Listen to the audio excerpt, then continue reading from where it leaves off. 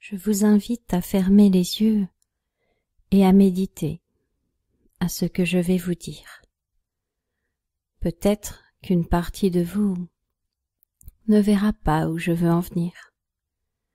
Mais ce qui est certain, c'est qu'une partie plus inconsciente le saura bien. Parfois les choses qui semblent évidentes sont plus concrètes que les choses abstraites. Mais ce n'est pas très important, car ce qui peut apparaître naturellement ne l'est pas forcément. En tout cas, cette histoire n'est pas complètement imaginée, mais pas tout à fait réelle non plus. Elle a emprunté un peu de fiction à la réalité.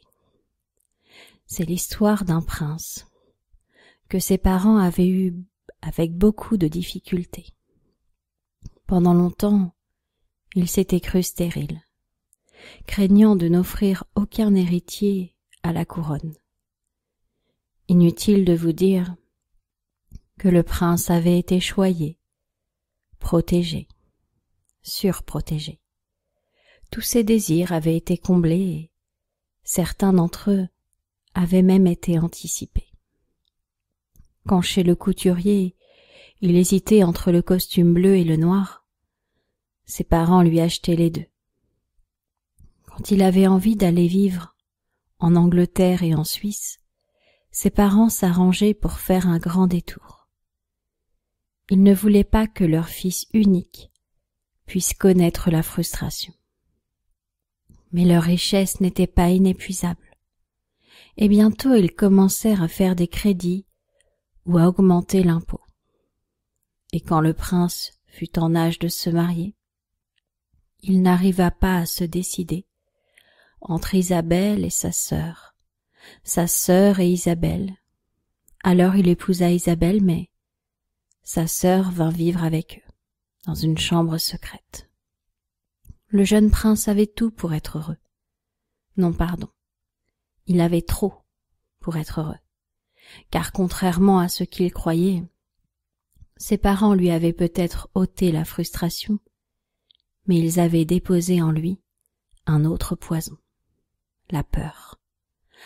Ce prince avait toujours été habitué à tout avoir, à ne pas devoir choisir, ni renoncer à quoi que ce soit. Quand plus jeune il avait perdu son doudou, on l'avait immédiatement remplacé par un identique. Perdre, il ne connaissait pas. C'était un mot absent de sa vie. Seulement un jour, que son père tomba très malade, la reine se demanda comment faire pour remplacer comme ce doudou son père. Le prince allait avoir trop de chagrin. Et effectivement, depuis le haut de sa tour d'abondance, il allait tomber de haut, en découvrant pour la première fois de sa vie le mot perdre. Alors, on cacha la vérité au prince. On lui dit que son père allait faire un voyage et qu'il rentrerait un jour. Régulièrement, un pigeon voyageur amenait des fausses lettres de son père, faisant croire que son voyage était merveilleux. Mais un jour, le prince alla voir sa mère en lui disant « Papa me manque ». Et là, pour la première fois de sa vie, il se sentit anéanti, car il n'avait passé aucune étape nécessaire à accepter la réalité de la vie. C'était trop dur pour lui, car il n'avait pas été préparé à la perte de quoi que ce soit. Égarer son doudou aurait pu commencer à semer des graines, mais ses parents avaient volontairement supprimé toutes les chutes qui permettent à un enfant de marcher seul après s'être relevé. Alors, je crois que ce jour-là, cette mère aimante a compris son erreur. À cause de tout ce qu'elle avait donné en trop à son enfant, celui-ci était maintenant obnubilé par cette peur de perdre la vie, perdre un être cher. Certains enfants, quand ils perdent une dent, découvrent sous leur oreiller 1 euro pour les dédommager. Oui, depuis que nous sommes enfants, les grands ont inventé tout un tas de compensations à nos pertes. De nos jours, un enfant se voit répondre à tous ses besoins, sans avoir besoin de renoncer à quelque chose pour avoir une nouvelle chose. Les enfants ne sont habitués qu'à gagner. Ils ne savent plus ce que c'est que perdre ou renoncer. C'est pourquoi en grandissant, ils ont de plus en plus peur de perdre la vie, de perdre l'un des leurs, parce que pour leur éviter de devoir faire des choix, nous leur avons tout donné. Et si nous réapprenions à renoncer à certaines choses avant d'accueillir une nouveauté? Par exemple, avant de s'acheter un nouveau pantalon, n'en aurais-je pas un à me débarrasser? À force de gagner, de vouloir être dans l'abondance des choses, nous avons été dans le trop. Je crois que la loi de l'abondance n'est pas d'avoir trop de choses, mais d'avoir toujours l'essentiel, ce dont nous avons besoin. Alors réfléchissez.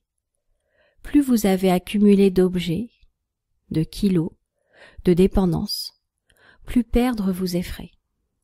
Plus vous avez réussi à faire le vide, à trier, à vous reconnecter à l'essentiel, plus la simplicité vous donnera des ailes. La peur de perdre augmente la douleur de perdre. L'acceptation de perdre atténue la douleur de perdre. Alors, imaginez une valise remplie d'images. Ouvrez cette valise et acceptez de trier ces images. Donnez-en la moitié et gardez les 100 que vous préférez. Recommencez tous les jours jusqu'à ce qu'il n'y ait plus qu'une seule image dedans, votre préférée, et observez tout le vide autour de cette petite image dans cette grande valise. Voyez que l'absence de trop permet à cette image d'exister pleinement. À partir de maintenant, vous vous réconciliez avec les mots renoncer et perdre. Ainsi, la peur de perdre et de mourir s'atténue, ce qui permet à votre vie d'exister mieux. Vous vous reconnectez à l'essentiel, au bonheur simple et à la vie. Voyez-vous d'ici quelques jours et sentez comme c'est agréable d'être vivant quand on est serein et confiant, quand seul le présent est important. D'ici quelques instants, vous allez pouvoir revenir à la réalité et réouvrir les yeux, tranquillement.